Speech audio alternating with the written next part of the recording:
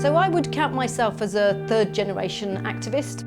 I was technically born in Plymouth, but I've spent most of my formative years in London. Growing up in the 80s was an interesting time. There was lots of things to be campaigning about. And there was also anti-apartheid.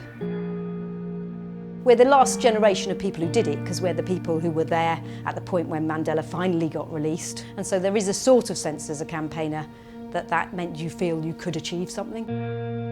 And so one of the reasons that I joined Divine was that I recognised that chocolate was a fantastic vehicle for social change. Because even people who don't eat chocolate themselves know that it's a positive thing. It makes people smile talking about chocolate even if they don't like it.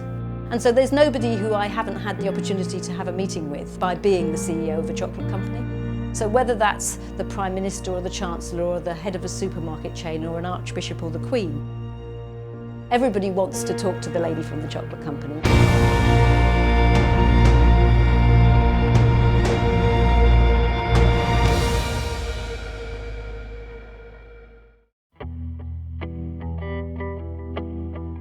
My first proper job was at the Metro Cinema, which was in Soho, and it's one of the first art house cinemas in London, and it was a great place to be at the end of the 80s. I love films. I particularly like the old Humphrey Bogart and Lauren Bacall films. And so the opportunity to work in a cinema where I spent my daytime watching foreign films and seeing which ones we should buy and which ones we shouldn't was really fantastic.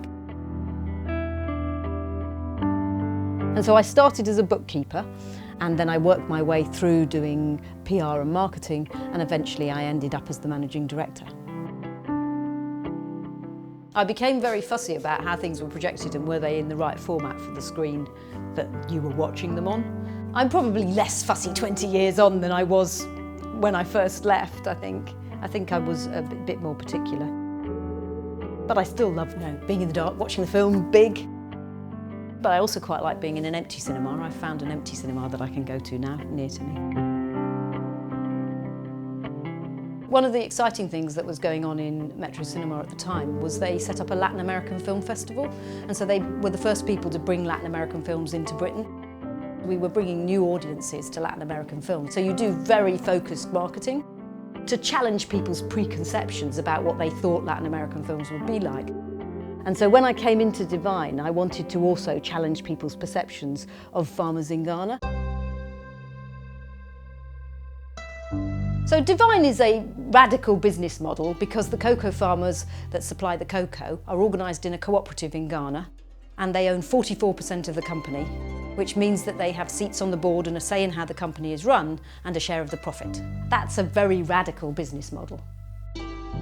I really enjoyed being part of anti-apartheid, where you were getting people to recognise that the decisions they made about the goods and services that they purchase make a difference in the world. And so really I came to Divine because I wanted to give people a genuine choice about buying a fantastic range of chocolate products that really delivered benefits for cocoa farmers in Ghana, but also demonstrated that another way of running a business is possible. We're celebrating the 20th anniversary, and one of the things we're doing is developing a chocolate bar that tastes like a gin and tonic, so it's with lemon and juniper. It'll be really interesting to see how the lemon and juniper balances. So the question is, does this work? Does it taste nice? We've got to smell it first. It certainly smells. I can smell the juniper coming from it. It does. Isn't it weird? It smells just like a gin and tonic. Yeah. Makes you want to have one on a Friday afternoon. In the sun. That's it. I never imagined we'd last this long. I never imagined that we'd be here 20 years later demonstrating that a company that's significantly owned by cocoa farmers could actually succeed in some of the most valuable markets in the world, in the UK and in America. I think people are going to really like it, who like gin. I think the challenge is going to be whether they'll buy something that's got the name juniper in it and whether they realise juniper's the main ingredients in gin and tonic. I think social enterprise is the model of business we should adopt for the 21st century.